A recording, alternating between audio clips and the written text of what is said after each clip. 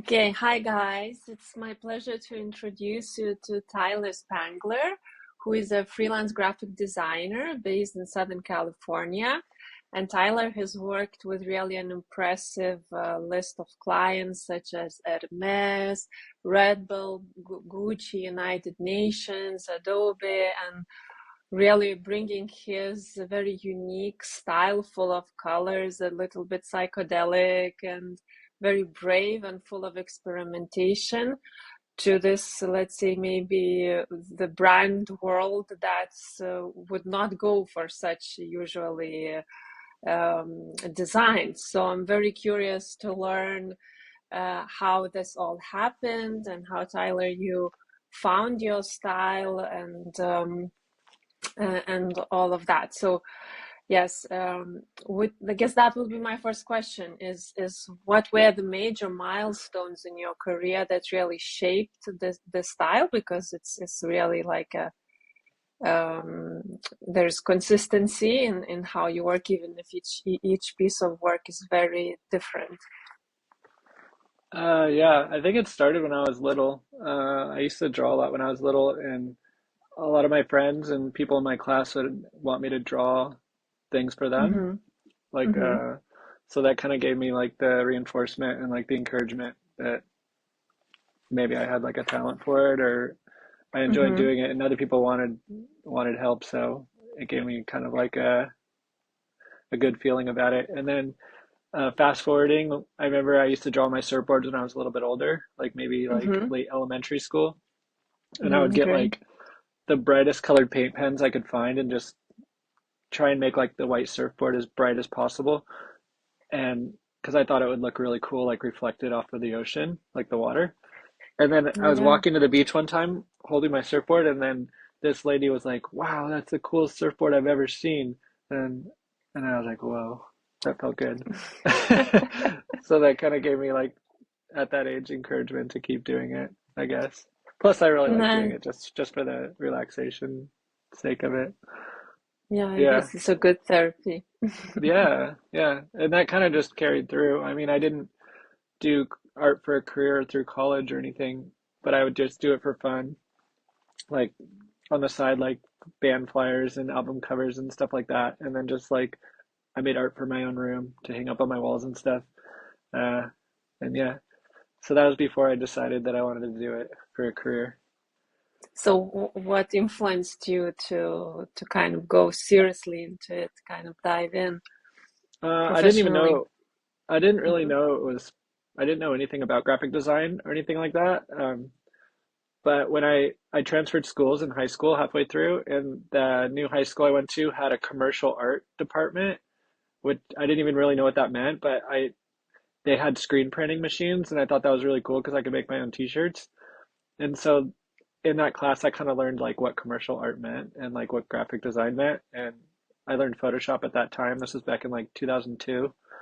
And yeah, then a lady came in to talk like from an art school, like telling about like you can go to college for this and this is what you can do with it and all that. And I was like, whoa, this seems like really cool. But then I went the safe route and I did psychology, and I because I thought saw that psychology on your was really cool. website. Yeah, I really liked psychology. I thought it was like one of my favorite classes, and so I was like, it'd be awesome to like deep dive into this and see what happens. And yeah, I liked it a lot. It was really fun, but I was still drawing all the time in my free time, and that kind of like overtook the interest. Yeah. Yeah, well, I guess it's great to have a lot of sort of analytical, psychological deep dives, and then that gives you material inspiration to transform into artwork, isn't it? Otherwise, Yeah, it's I think like, I think it adds like a unique perspective for sure. yeah, It yeah. like yeah, whether it's like analyzing things and like from like a like a psychological lens or yeah, bringing more like a humanistic approach or something to like Yeah, color and how you like integrate it with different images and stuff like that. yeah, yeah, yeah. Beautiful. So it sounded like you were very impatient after college and you went right away to like freelancing, right? And freedom was probably calling Yeah, you. yeah. I figured that if I went into like the psychology field, while it might be like fulfilling, I felt like I would take on too much of it, like and burn out. I feel like it Hmm. would like weigh too heavily on me. And I've I don't know if I knew this at the time, but in retrospect, I feel like making art might have a similar therapeutic effect on people, um, in comparison with like being like a traditional therapist or going like that route. I don't know. I probably wasn't thinking that deeply at the time, but looking back, that seems like maybe that was maybe that was in there somewhere. I don't know. But yeah. Cool, cool. Um, so, like some of the work that you've created really has a lot of roots or inspirations, let's say, from psychedelic design, all that movement. And I read that you were also doing some punk parties, so I guess that's connected. Can you tell a little bit more about what fascinates you with this aesthetic? And I mean, it's really kind of a major line in the work that you've created. Yeah, I think well both my parents were really into music. Like my mom was really into like more psychedelic type music like Beatles and Led Zeppelin, not traditional psychedelic, but more like in that kind of like style a little bit. And then my dad was more into like heavier rock, like what Black Sabbath and stuff like that. And so like I feel like that was like my starting point. And then from there I kind of did like my own like exploration through subgenres and stuff like that. Um, Back when the internet first was like getting popular, when I was in like late elementary and middle school, I would just like download a bunch of songs on Napster and then like yeah. Just go with what it Yeah, inspires. and also like my parents were big surfers, so like being exposed to like surf culture in California like in the 80s and 90s, and like a lot of the music around in that culture is like rock and roll and psychedelic type stuff like that. And so I think it was just like a natural, it was like happening around me, so I was just exposed to that.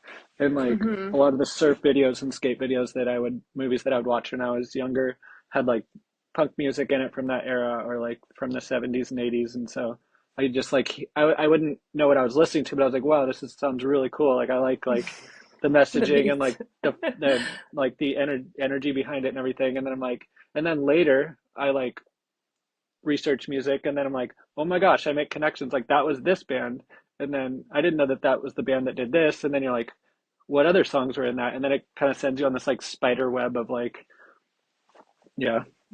Exploration. So Yeah. yeah, but I always thought it was really cool. Like I've always loved like just like loud, like exciting, colorful things, like in Hmm. all aspects of life, I guess. um so yeah, I think that's just what drew me to it. And yeah. It's great to be discovering or maybe even strengthening what is naturally interesting to you through like all of these additional things we find in life, and that probably is what solidifies, right? And validates our inner aesthetic that kind of we are naturally drawn to. So Yeah, make, I know. It makes me think back, like were my grandparents like drawn, or like were my like great grandparents like drawn to like bright and energetic things? Is that why we're in like Southern California as opposed to like different parts of the country or the world? Like, I don't know. Who knows? there could be, if you believe Yeah. in family constellations, which is also psychology, then there should be some trace there. Great. So, how did, I mean, when kind of creating in this style that has a lot of freedom and embraces a lot of experimentation and color, just also looking back from our experience with Bloomerang, we think we also very much about color and all of that. But at some point, it's especially when you're doing work for clients, right? I guess the challenge becomes of how do you answer the brief or kind of fit within the context of what would be on brand, and then you still maintain your style and kind of deliver what's you. So how do you find that balance? Um, I think from the beginning, I was really lucky to like, I'm not sure what book it was that I was reading, but like when I first, it might have been like a psychology book or right after I finished the degree, was when I was doing like a lot of punk shows and stuff, and I was reading like a lot of like memoirs and different books from that era, and um, something about like if you create something like that is true to you, like really unique to yourself without trying to be too heavily influenced by like what is going on around you, like as far as like trends and stuff like that, then the competition is drastically reduced because like there's no one that has gone through what you've gone through in your life and the way that you think. And so like I kind of took that idea and just tried to like make as much things make as much art of what I would want to see in the world that I wasn't seeing. And so I think that benefited me in a way that like I wasn't competing really with anyone but myself because like if a client was like, "Oh, I want some art that's like kind of similar to Tyler Spangler's," like then why not just go with me? Yeah. Because I mean, That's a and good also idea. from like a selfish standpoint, it would make me like not have to like bend as much to a client brief. Like I know that if a client's coming to me that they want work that looks like my own, as opposed to me being like just like a builder or whatever, or like a generalist where it's like, okay, you know how to use the tools. Can you copy this? And it's like, okay, and then you have to like kind of go over this way and do this, as opposed to being like, can you make something that you always make every day that you're like really good at and you like doing? It's like, okay, sure, no problem. Yeah, yeah, yeah, So yeah. like kind of that idea where yeah, the clients would come to me that would want my style of work as opposed to me making like whatever style they want. Yeah, that's wonderful, right? When that happens. I mean, I guess designers and graphic designers, especially, there are different ways that they work. Some really develop their unique style like you, some more like like adjust to the client's needs, right? Hmm. And there's it all depends on how their preferences. So Which I yeah, sorry, can I just add one more thing? Which I go think for is it. Yeah. interesting because I feel like that's usually like the division between what is like a fine artist and what is like a graphic designer, whereas a graphic designer is more um, serving like the client to reach like their goals, and like they put their own like kind of aesthetics on the side or whatever. Whereas like an artist is like they make for themselves as opposed to like, and then if whoever wants it. But like I feel like I kind of like float in between those two worlds, Yes, that's which what is I wanted interesting to say. because Yeah. it's tricky. It's cool and it's like kind of tricky at the same time. Yes, yes, yes, because you also have the posters that you sell and the merch, which is also great, right? So you do produce, you have kind of created your own space for expression that also can be monetized, and then at the same time, you're there is enough of integrity or flexibility to work with clients as well, right? Yeah, Without losing.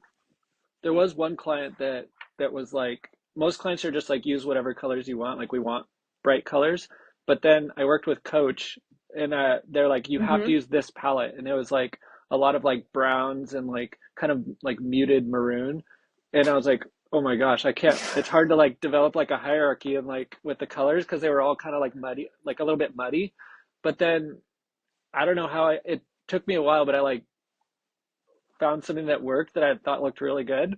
And now I actually love using like like browns and like dark colors incorporated with like the really bright colors to add like Uh-huh. depth and stuff like that. And Interesting. yeah, it was like a really cool experiment, but yeah, I liked it. But that was one of the That's like first and still like one of the very few jobs that I had to like be restricted to like a color palette that I'm not used to using.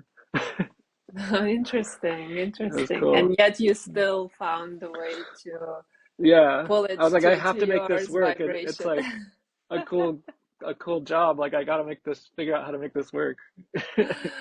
Awesome, awesome. So how long before you landed like a big name client? Like how long were you freelancing? How did that happen? That and was the big client the first that came? They already kind of had saw your signature style and said we want this, or were there a few Uh, more? I don't want to name a name, but they were like an alcohol company, and Hmm. they wanted me to kind of like do like an advertisement for like their bottle or whatever, and they had a very specific idea of what they wanted it to be, and Hmm. basic it was I thought it was interesting because they basically gave me like an inspiration board and they're like, can you do exactly this? Like this is what we mocked up. Can you do exactly this? And I was like, well then why Oh, do you need me? It's already like done. Like and then I yeah. like did it and they're like, no, not like that. It needs to look just like this. And then I don't know, it was really weird. And they ended up using like a hybrid of like what I made and then what they made, and so that was really confusing. That was like my first like big job and I was like, is this how it always is? Like I was kind of disillusioned a little bit. And then yeah, that was just a unique experience. The ones after that were a little more, a little more, and yeah, normal. Okay. But Yeah. as far as there was like that, and then um, so this was like maybe a year after I started. I got that one, and then um, I'm so bad with like thinking of my clients. My wife always has to like help me like, people are like, what are you working on right now? I was like, I don't know. And I was like, are you serious? You're doing like this job, like, Yeah, yeah, um, yeah. yeah. I But yeah, it think took me like a we know year a or creative ish. cave. Sorry, I Oh, I interrupted was you. just saying it took me like a year ish to get like bigger clients. I would say for the Hmm. first like year, it was a lot of like small bands, and then like small like surf or skate companies that would like get a graphic for like a t-shirt or like a social media post or something like that. Like, can you like take a couple of our products and make it look cool like on an Instagram post or whatever. So that was like some of the jobs. And then yeah, mainly just like apparel stuff in the beginning. And then like the bigger paying jobs transitioned more to like advertisements or like kind of like branding a little bit. We're like Hmm. using patterns and just collages for like branding or stuff like that. And then yeah, it's kind of been like in that realm ever since. Like I don't do that much like apparel anymore, aside from like what I sell on my own site. But yeah, I And like doing apparel. It's fun. what type of projects do you enjoy the most at the moment? Um, I love ones where they end up like in the physical world, like at a bigger scale. Hmm. Like I did coach in 2019 and it's still been like my favorite job ever. Just because like it was like the pattern I made was like in stores, like it was like on like the inside of their stores. They used it like on pillars at certain locations, and like Hmm. they had like two pop-up events, and then they like wrapped a train car in it, and then like seeing it on like this type piece that I did, it was like on the handbags, and it was like crazy seeing it in person. Like I went to the mall by our house and to the Coach store there, and I was like looking, I was like, holy crap, this is crazy. Like it's just weird seeing like you do it like in your room on your computer, and then you go like out into the world, and it's just like living. It's like kind of surreal. Yeah, I can imagine. So a lot of designers or creative people, when it comes to selling their work, it's like sometimes becomes for them like, oh, like I don't want to think about it. I don't want to talk about it. Better Yeah, to get the agency representing me or something like that. yeah. How was that for you, this topic, and how did you manage to navigate it Uh, I think and I've still always been navigate? like really entrepreneurial ever since I was little. Um, but as far as like quoting and pricing, I've always had problems with that because like part of me wants to be like wants it to be like very accessible, like and kind of like if someone wants my art, like they can probably just pull it off of my website and print it on their computer. So like it makes me seem kind of silly charging like hundreds of dollars for like a print of my art or something like that. So it's like part of me wants for my store at least to be like accessible to most people. Um, and then as far as like for brands and like client work, I've always had problems with like pricing. Like it's like finding that sweet spot. It's like too low, then they think your work's like not like Hmm. valuable. Too high, it's like who does this guy think he is? And then there's like that like sweet middle spot, but like trying to determine what that is for like what the job is and like who the company is that you're working with is like always kind of tricky. Um, but yeah, but I like the idea of like learning and experimenting with different pricing strategies and stuff like that. I think it's kind of interesting. Um, yeah. Cool. So you're managing all the commercial side yourself, right? Yeah. You Yeah, I don't have okay. anyone other than my wife. I She helped me a lot in the beginning. I'm like, hey, I have this job with so and so. Like, what do you think I should charge? And she's just like, I was thinking this much, and she's like, that's way too low. Do like this and see what happens. It's like, okay, are you sure? Okay. It's Yeah, like, that do we need money right now? No, then charge way high. Who cares if we don't get it? Or it's like one of those things. that's a Uh, good strategy. That's a good yeah. advice. Yeah. Because I feel like Well, it's it's like as far as the creative industry, I feel like pricing is like a little taboo to like there's not like a like like with doctors and professions like that, like you know how much you're gonna make based on your specialty. It's like kind of laid yes. out but with like creatives and stuff like that, it's just like very what can you get versus like because it's like subjective. It's not like But exactly, that's what I so it's wanted to really say. difficult to Yeah. put a price on it. It's just like what value does it bring, but to who? Like, I don't know. Yeah, It's kind of weird. exactly. Yeah. It's like Yeah. nebulous. Yeah, so value-based pricing based on who you're creating for, I think that's the only way to kind of orientate yourself, isn't it? Yeah, like I'm not gonna charge the same for like a small band that I think is really cool than for like some huge artist. Like it's not gonna Yeah, be the yeah, same. And like I still want to work exactly. with like a cool small band, but I'm not gonna be like, that's $20,000, and they're like, what? So it's I don't know, it's weird. Yeah, just have to adjust to the client.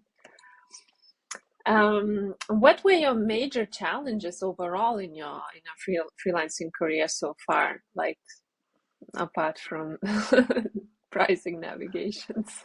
Uh, I think it's mainly just like trying not to think too much about the market or like the industry and like just being consistent, like knowing that I like making artwork and I like having control of like my time and like how I live my day to day being a freelancer. And I think if you like get caught up in like what's I guess like getting too caught up in like what the future holds as far as like because like being a freelancer is really unpredictable financially and like just everything Yeah. about it.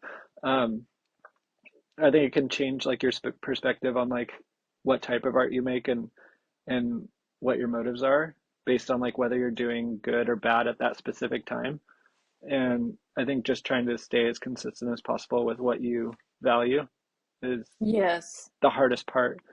Because like if you like start shifting into like what you think you should be doing or what you think is going to happen, then I think it could have like negative influence on like the work that you make.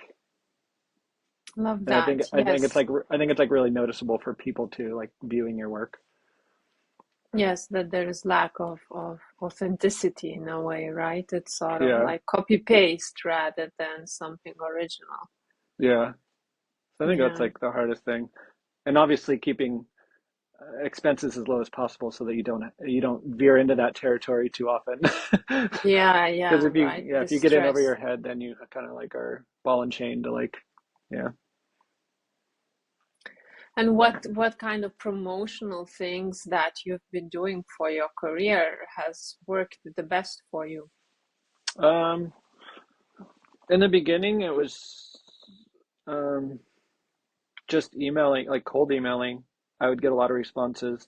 It doesn't seem to work that well nowadays. I think like back, I was doing it back in like 2013, and it seemed like companies were a little more receptive to like. I feel like it's more saturated now as far as like freelancing.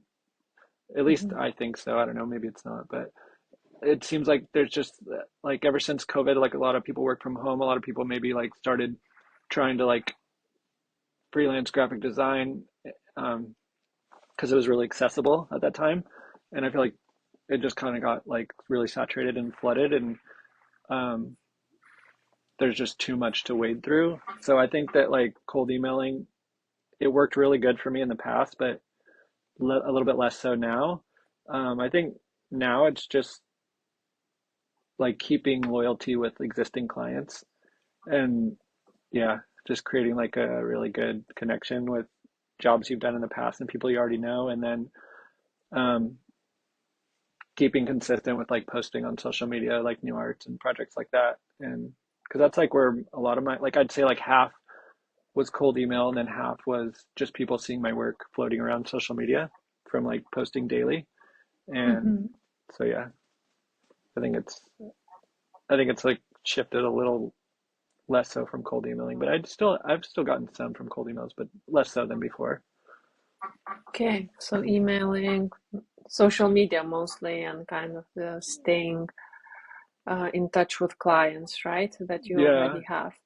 yeah, I've gotten like a lot like in the creative industry, I feel like people jump jobs a lot, like stay for a company for like 2 to 3 years, jump a job. So like Yeah, if I have like a contact that I worked with like 5 or 10 years ago, and then they're like, "Oh, I'm not with that company anymore, but I'm with this new company, and we do this now. Do you want to like we have like a project for you or whatever?" So it's like, yeah, you kind of like yeah, makes sense. follow them a little bit. Yeah. So is there anything like a new medium or like something new that you're currently exploring or learning that really kind of gets you excited in the um, anything on that front to share? Um, so in the beginning, I was all about collages and patterns. Like for literally the first like 6 or 7 years of my career, that's like all I made. I didn't do any typography. And then I started doing typography in like 2018, and I still do it now, but I think now I'm trying to like incorporate more of like image and type like into the Hmm. artwork. It was kind of either just like either or. And yeah, I'm trying to like integrate those two like better. Yeah, well, So it's that's kind of what working I'm very well. experimenting It with did right see. now. Yeah, awesome, awesome. And what is the project that you're mostly proud of? I mean, you mentioned working with Coach and Mhm. their big ad. Is there anything else? Yeah. Getting on the splash screen of Adobe Photoshop was really All cool. right, we saw that one. Yeah. Yeah. Yeah. That was really awesome. Yeah. Um, Good yeah, job on I that. had to check the email of the person that sent it to make sure it wasn't like I was making sure because I didn't like believe it. Like I got the email and I read through it really. It was like in the morning. I just woke up. I like read through it and I was like, what? And then I like checked like the email like address. I was making sure it was like at adobe.com and it wasn't some like fake thing. I was like, I don't believe it. And then I like, yeah, that was awesome. Yeah. And as a tool, like for designers, for a designer like you, and an artist at the same time, do you feel like everything that's out there on the market is fully satisfying your needs, or there would be, if there was like one thing that would do X, let's say, it would be so awesome. Is there anything that's missing in your professional or creative life at the moment? there's like a gap to be filled? Mm,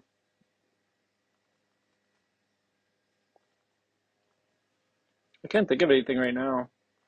Before it Okay. was basically print on demand. Like when I first started, I was like, wow, it'd be so cool. Like I did Society 6 when I first started, you know, that like Mm-hmm. online Yeah. marketplace or whatever, back in like 2013. That was before I knew, I think Printful came along in like 2014 or 15. I'm not really sure.